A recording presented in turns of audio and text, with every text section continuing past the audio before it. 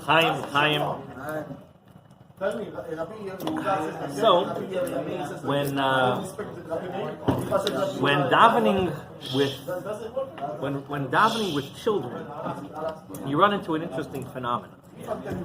Right? It comes time to say Shema Yisrael, right? And you turn to the kids, and before you say Shema, you tell everybody to raise their right hand. Now, this is one of the times, according to Kabbalah, that even a lefty is supposed to use their right hand, because the right represents Chesed, and they want to cover their eyes with their right hand. So what happens?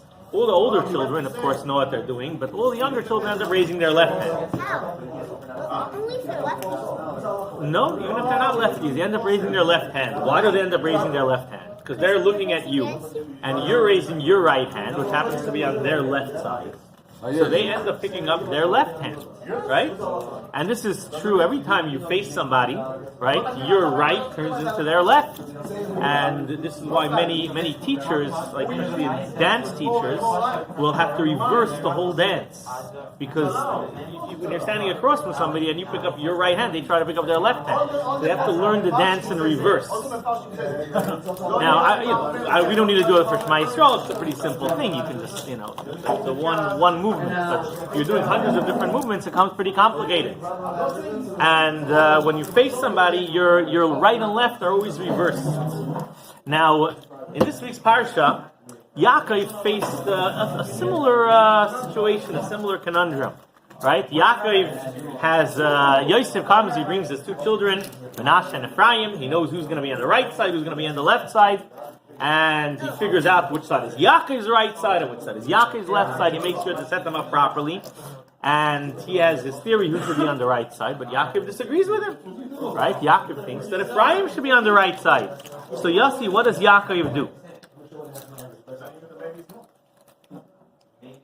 What does Yaakov do? What did he do with his hands?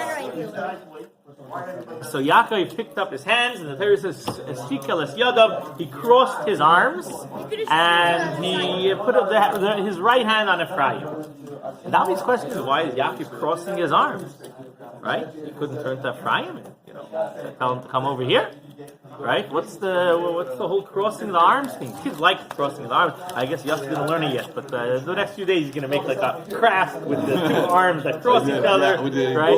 Yeah. Right? It's the kids like that part of the parsha. But the question is, why did Yaakov do it? What was the purpose? What was the idea behind it? Right? He could have just asked Ephraim to move to the other side.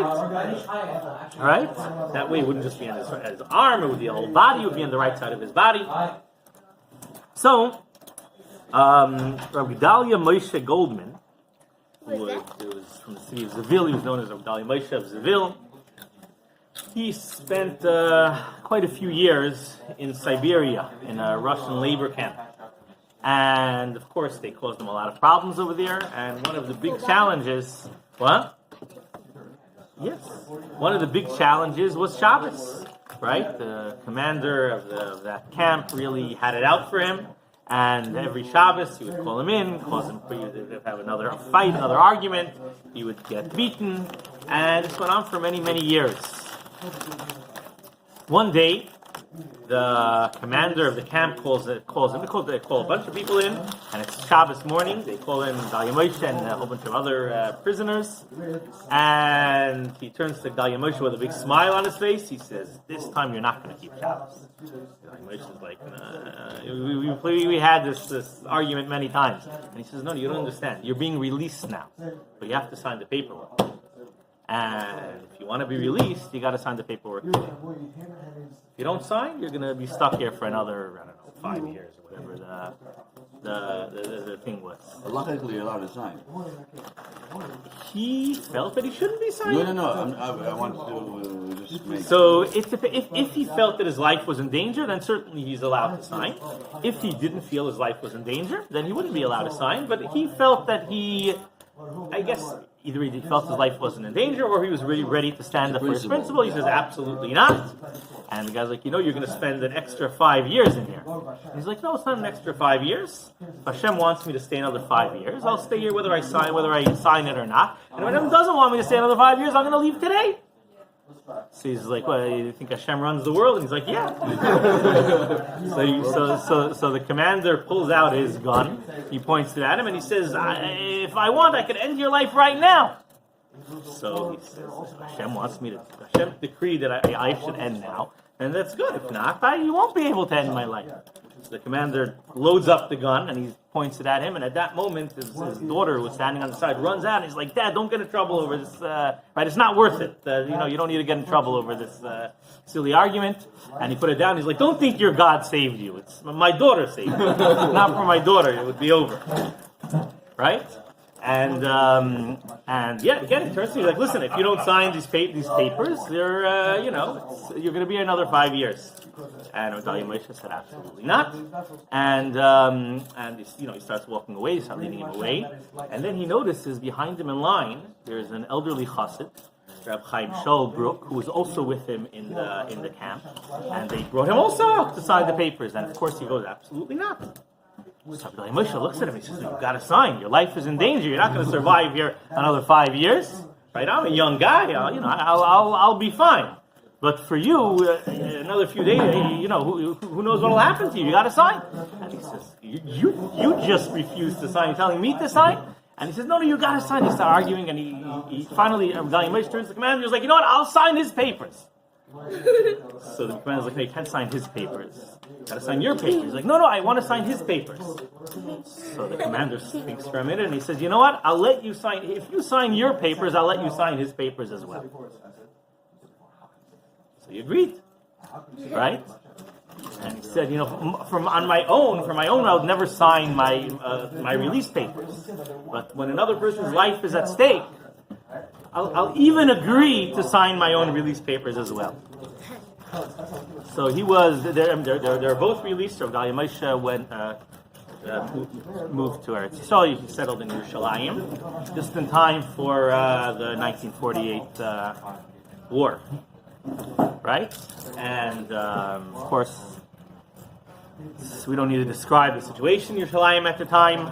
People who lived there obviously had to spend their whole life the whole time in little shelters. And I Moshe joined the group of Yidden, 100 Yidden who had settled in some little hole in the ground, which they're going to use as their shelter. And it happened to be that they had an interesting guest in this shelter, an elderly woman known as Yentel the Meshugana. Right? It's a good title, right? The well-deserved title she had. Now, Yentel the Meshugana used to stand at the street, and everyone who walked by, she used to yell at them. And sometimes a Meshugana yells, it's not so bad, but she was a very smart Meshugana. She knew every detail of everyone's life in Yerushalayim, right? And when she would yell at you, she would know what to yell at, right? Right? When the teacher would walk by, she would tell them what the parents are saying about him. When the businessman would walk by, she would know what the competition has to say, right? And people would try to avoid the street corner that she would hang out on. And what? Before, I don't know if they had that many cars in Yerushalayim in those days. Of course. Which barn you? So she decided to come into their shelter, right? And they can't refuse. At first they figured, hopefully, with all the bombs and the bullets flying outside, maybe she'll quiet down a little bit. But no, she's didn't change a bit, right? And she's walking around the shelter, yelling at people, screaming at them, embarrassing one person after another. And at first they try to be quiet, they don't want to cause fights, and they don't want to make noise, they don't want to cause fights over here. But this goes on for a day, a couple of days, a week. After about a week, people are going crazy. It might be better to go outside than to stay here with her. And they start discussing it, and they decide they have to kick her out of they have to send her out, right? They can't, making their lives miserable. Now, they can't send her out right now because there's fighting outside, but they figured they'll wait for the next break in fighting. They'll send her out. She can find another shelter to drive crazy. She can settle somewhere else, right? So but before they do it, they have to speak to the rabbi. They can't do it such a step without discussing it. So they go to Rabbi Moshe, who apparently wasn't even aware of Yentful. He was sitting and learning. He wasn't really bothered by all of this. And they explained to him what's going on. And they said, "Listen, we can't stay like we can't continue. We've been like 2 weeks already like this, and we can't go on. We're going to get rid of her. We're going to send her outside. So find somewhere else." So are we allowed to do that? So he turned to them. He said, "Listen. She's embarrassing people in public. She's making everybody terribly uncomfortable. If you wait for a break in the fighting, you're allowed to send her out. However," he said, "you guys there's been over 100 people here over the last week. Not one of you has even received a slight injury. Did you ever stop to think that maybe the fact that you're accommodating her is what's protecting you over here?" So they quickly changed their minds. Right? They quickly changed their mind, and everyone who was in that shelter survived the war. Not only no deaths, there were no injuries. So, sometimes it's a little uncomfortable to accommodate somebody, right? And we have to realize the tremendous chus, the tremendous protection that it could bring to us.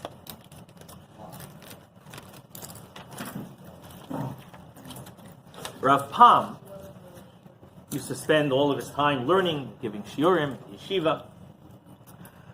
And he was a kohen. And people would often ask him to perform the mitzvah of Pidyon Haben. Right? This is a very special, a very rare mitzvah. And even though it took a lot of his time, but, he had to take away time from learning to do it, but he felt that this was a very, very important mitzvah. Right? And it's a mitzvah that, not everybody even gets a chance to do, and people who do it can do it once in their whole life. And he never turned down a request for a Pidyon Haben, even if he had to take off time from his learning. Why only one? Because only your firstborn son, and it's only if it's a boy, it's only if neither of you are... What? Pidyon Haben is when you use the son, not Machzah. This is Pidyon Haben. How much money did you give them for me? And it's also a mitzvah that's a good money maker for a kohen, right? It's one of the most mitzvahs cost money to participate in. This, if you're a kohen, you can make some good money, right? How much money? That obviously wasn't the reason that he did it. You pay the kohen 5 silver coins. You play. I paid 5 silver coins for you. I want to get the mitzvah also. So, well, one day he'll get a chance to do the mitzvah. If you don't marry a kohen or a levi, you'll be able to do the mitzvah. If you marry a kehenes, you won't be able to do the mitzvah. And you have to have a boy first, more naturally, then you might have a chance to do the mitzvah. Even if the wife is going, you don't do it. You don't do it. I didn't do it. My wife's a boss kohen, and I had a girl. So, one day he comes to yeshiva and he notifies the students that he's going to be going this afternoon for a Pidyon Haben, and one of the students agrees to drive him there. And so the student, so a few students actually accompany him, and they come to the Pidyon Haben. They do the whole ceremony, and they're getting ready to leave. And the student who's driving him is with him, and he sees Rav Pam going over to the father, and he wishes him mazel tov. And then he reaches into his pocket, and he pulls out the 5 silver coins that he had been given, and he gives it back to the father. Why? Good question. That's what the student asked. Why? Right? So there is a whole discussion. There is a discussion whether the kohen is allowed, if the kohen is allowed to return in certain, the kohen is, he is allowed to return it, give it as a gift to the father. And in certain cases where somebody can't afford it, there are exceptions that are made, and the kohen would give at least part of it back as a gift. But that's certainly not the normal custom. And this father was a wealthy man, or from a wealthy family, and there was no reason for him to return the money. And the students are a little surprised by this. First of all, their Pam returned the money, that the father accepted it. So he waited till they got back in the car, and he says to his teacher, he says to Rav Pam, he says, "I don't understand. Why did you return the money?" So he says, I'll tell you why. he says this child who was just born, during the birth there was some complications, and the doctors had to intervene, and they had to do some procedure. I'm not sure exactly what the procedure was, and of course, a pidyon haben is only done on a completely natural birth. So the father came to me and he asked me, told me exactly what procedure was done, and he asked if he's supposed to do a pidyon haben. And I looked into the matter, and I told him that there's no mitzvah of a pidyon haben. You cannot do a pidyon haben in such a situation. Okay, fine.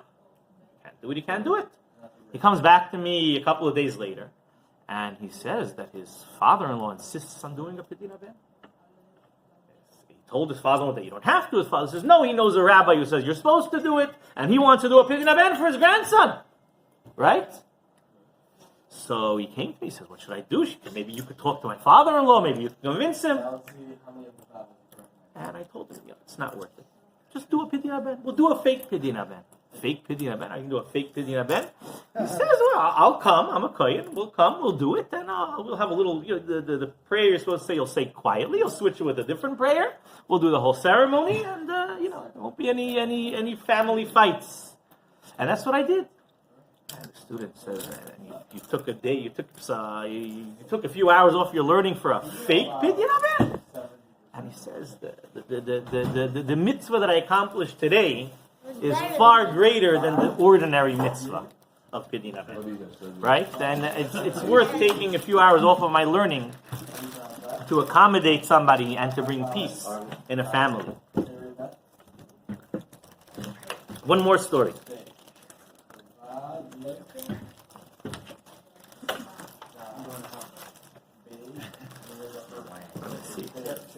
Rav Shlomo Zalman Friedman, who later was the Av Beis Din of Santov in Lakewood, many years ago, when he was younger, when he was young, he was a bacher learning in yeshiva in Eretz Yisrael, and he one of the svarim that he studied in yeshiva was the Sefer Kehilas Yaakov.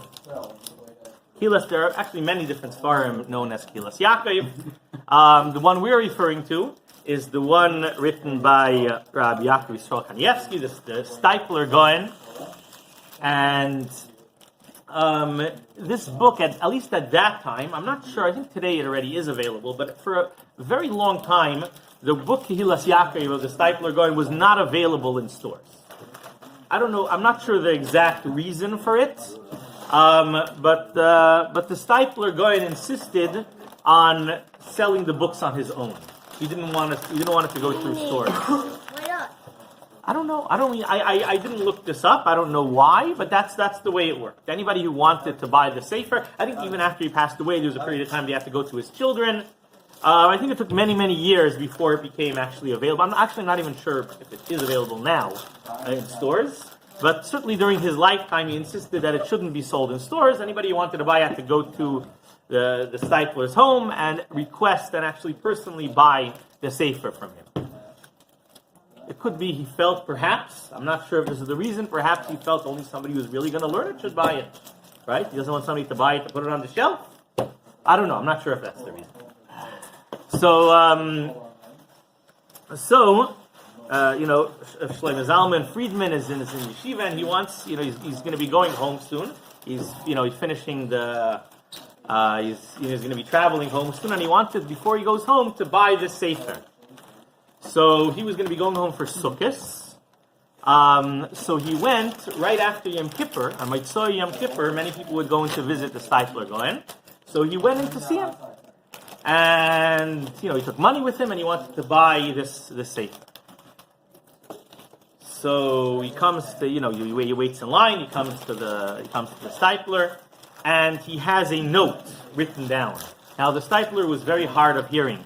The Steipler actually was drafted into the Russian military in his youth, and he was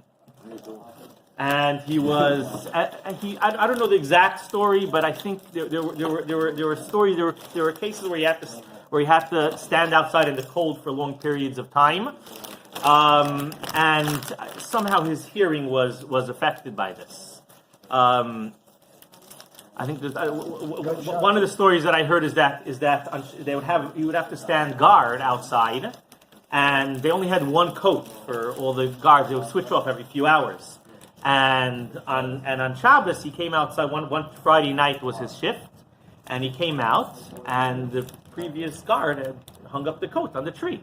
And he went inside, and he comes out, and he can't take the coat off the tree, so he stood there the whole night in the cold. And he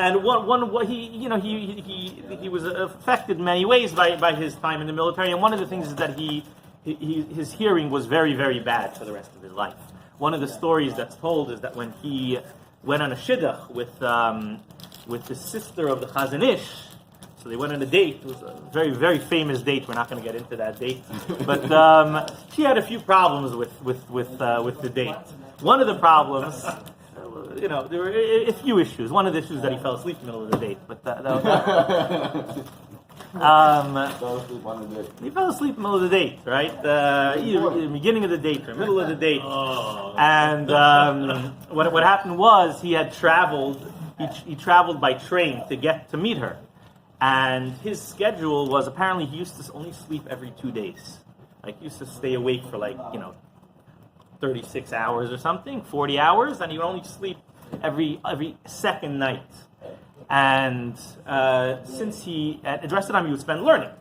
And since he knew he was going to be spending a lot of time on the train, and he knew he wouldn't really be able to concentrate on his studies, he figured that would be a good time to sleep.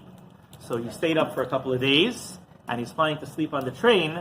And then when he went on the train, he realized that it was the seats were. It was a very fancy train. They got him a good ticket, and there was very comfortable seats. It used to be like most of the trains, I guess, had simple wooden seats, but this was fancy padded seats, and he wasn't sure if it's shatnez or not. So he ended up standing the entire trip. Wow. So by the time he got there, he ended up falling asleep on the date. Why didn't you? Because he wasn't sure if it's shatnez, if it had wool and linen. If the padding on the seats had wool and linen. So that's very, very questionable if you're allowed to sit. So if it's stiff, if it's stiff, if it's like stiff, it's usually not a problem. But if it's very soft and you actually sink into the seat, there are questions whether you're allowed to sit on it. For sure, that's the only reason. So that was their first problem. The Chazon Ish's sister, her first problem was that he had fallen asleep in the middle of the date. But when she found out the reason, she was okay with it. I think the second problem, I was told once that she didn't like the way he dressed. He didn't really know how to dress very well. And when she told her brother she had a problem with the way he dressed, he said, "It's not a problem. You're going to be, if you marry him, you're going to be responsible for his wardrobe, right? You're going to do his shopping, and you can change that." And the third problem that she had was that he didn't hear very well. And her brother told her, it's true that he doesn't hear very well, but I guarantee you that one day the whole world will hear from him. That was what convinced her, and she wouldn't hear of it. They were happily married from it, So he didn't hear very well. So people used to come to him, would actually write down a note, what the request, they would write it down. So this Bacher, Shlomo Zalman Friedman, comes into him, Mitzvah Yom Kippur. He has a note. He is asking for a bracha for a safe trip back to America, and he also wanted to buy a sefer Kilas Yaakov. And the stipler reads his note. He gives him a bracha, and he says, "I'm sorry, I can't sell it to you. I don't do business in my Yom Tov, my Shabbos clothing," because he was worried that if he takes anything wearing his Shabbos clothing, he might stick it in his pocket. He might stick the money in his pocket, and then maybe next week he'll forget to empty his pockets, and he'll end up carrying something on Shabbos. So he wouldn't do any sort of business, any sort of transactions in his Shabbos clothing, because he might end up putting something in his pocket which he's going to carry next week. Does it have pockets? So I guess it did have pockets. I don't know. So he would never put anything in the pockets of his Shabbos clothing. And so he writes that. He writes back. He says, I'll watch. I'll make sure you don't put it in your pocket, right? So he says, no, this is my minhag for many, many years, and I don't do any sort of transactions with my Shabbos clothing, with my Yom Tov clothing. So Shlomo Zalman writes back to him that, I'm going to America tomorrow, and this is really my last opportunity to get it. I'm not going to be able to get it. Is there, can we make an exception? So he reads it. So he reads this, and he says, he says, wait here. And he walks up into one of the inner rooms, and 5 minutes go by, 10 minutes go by, 15 minutes go by. Finally, it's like 20 minutes later, he walks out, and he's dressed in his weekday clothing. He had changed clothing. He got dressed in his weekday clothing, and he says, I'm ready to sell you this farm now. Right? So on one hand, he had his minhag, he had his custom, but when he realized he had to accommodate somebody else, he figured out a way to change his, to get dressed in his weekday clothing so that he could accommodate this bacher who wants to buy his svarim. He was going to give dinner free. That's a good question. I don't know. So this is really what Yaakov Avinu was teaching us in this week's parsha. There are many times in life when we're sitting across from somebody and my right side is their left side. We have completely opposite views. We have completely different needs, completely different opinions, and there are two different ways to approach it. One way is to tell the other person, you got to switch places, you got to turn around. You, Ephraim, you got to move here, and you got to move here, right? Yentl got to go outside, right? We don't want her in here, right? This father-in-law who thinks we should do a pidyon haben, this is my son, we're not doing a pidyon haben. Right? You want to buy a sefer? I don't sell a sefer Mitzvah Yom Kippur. And the other approach is, instead of telling Ephraim and Menashe to move around, maybe I could cross my arms. Maybe I can bend myself into a bit of an uncomfortable position in order to accommodate somebody else. Right? Maybe I can tolerate Yentl in the shelter for a little while. Right? Maybe I could arrange this whole fake pidyon haben to accommodate my father-in-law. Maybe I can switch into my weekday clothing to accommodate this bacher who wants to buy my sefer. Right? And this is really what Yaakov is telling us. Right? When you're standing in front of Ephraim and Menashe and your son Yosef, arrange them in one orientation. Instead of turning to Yosef and saying, Yosef, why don't you switch things around? Instead of telling Ephraim, you go there and you go there, I'll bend myself into a pretzel, I'll contort myself into an uncomfortable position to accommodate you. That's really what Yaakov is teaching his children. And to conclude with another story, Rab. Right? You know exactly what comes next. So Rabbi Yitzchak Yisrael Kalish was a wealthy, young Torah scholar, businessman, who came to visit his Rebbe, the Chayza of Lublin. And he, for Yom Tov, he comes to visit his Rebbe, and before he goes in for Yechidus to the Chayza, and the Chayza, after speaking with him, he says, I think it would be a good idea for you to take a job as a Malamed. Right? Now, some people, if you give such advice, it might make a little bit of sense, but if you tell a wealthy businessman, if you take a job as a Malamed, it's not, Yitzchak was like, fine, okay. He walked out, and he didn't understand the strange advice. Anyways, as soon as he walks out, some farmer walks in to see the Chayza, and he says to the Chayza, I have a big problem. My children are growing up. I live in this little tiny village. There's no yeshiva, and my children don't know how to learn. What should I do? How can I teach them Torah? And the Chayza says, you see the young man who walks out in front of you? He would make a good teacher for your kids. If you agree to pay him, if it's 40 gulden over a 6-month period that they had, the teachers come, they'll come work for you. Okay, the villager runs out, the farmer runs out, he chases after Rabbi Yitzchak, and he says, the Rebbe sent me, he told me you'd make a good teacher for my son. So Rabbi Yitzchak, this is a little bit strange, but if the Rebbe didn't just tell him to become a teacher, the Rebbe sent somebody to hire him, he actually arranged the job, he can't say no. And so he agrees, and he travels back to this little village. He writes a letter to his wife. He says, I don't know what this is all about, but for the next 6 months, I'm going to be a teacher. I don't know why the Rebbe decided to send me here. And he gets a letter a week later from his wife. It's a good thing you got a job, because the French soldiers of Napoleon just marched into our town, and they took everything that we have. They emptied out your warehouse, and it's a good thing you have a teacher, at least some job, right? And So he's sitting in this village. He's trying to teach the kids, and their heads are made of stone, right? Nothing goes in. He's trying to teach. He's teaching. Spends a week, spends a month, spends 2 months, and it's just not going in. It's not working. So he decides he's going to go back to his Rebbe. He goes back to the Rebbe, and he's like, this is not working out. I'm trying everything I could. I'm trying. I'm a new teacher. I've never taught before, but this is it's not working. This is very difficult, right? Being a teacher is a lot harder than I thought, and these kids are very difficult to teach. So the Chayzer says, you daven every morning that Hashem should light up your eyes in Torah. Do you ever stop and daven to Hashem to light up the eyes of these children with Torah? And he says, no, I tried to teach them, but I never davened. You got to daven for them, right? That's part of the job of being a teacher. You got to daven to Hashem that your children should understand Torah.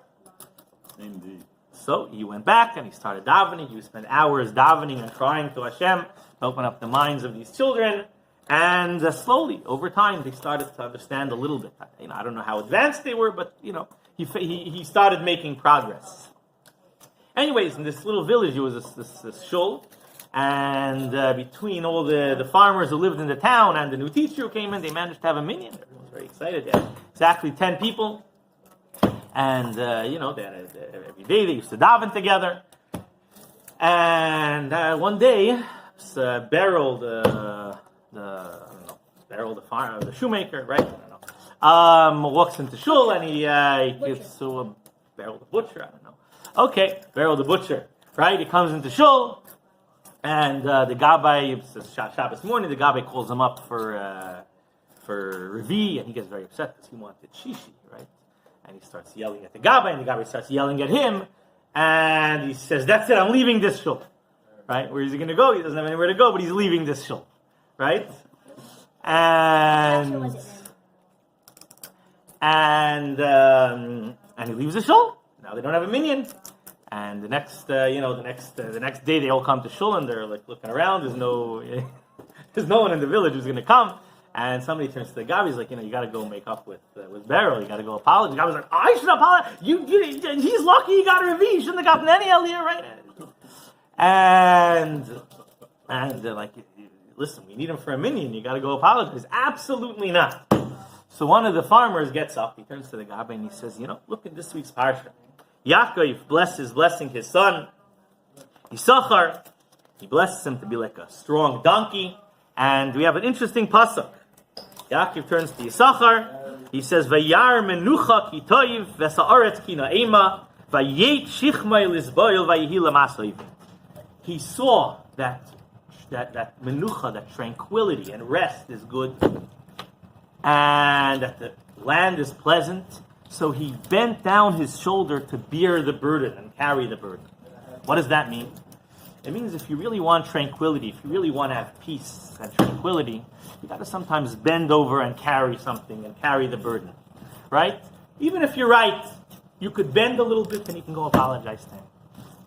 So, after hearing such a word, the gabbai agreed and they got their minyan back.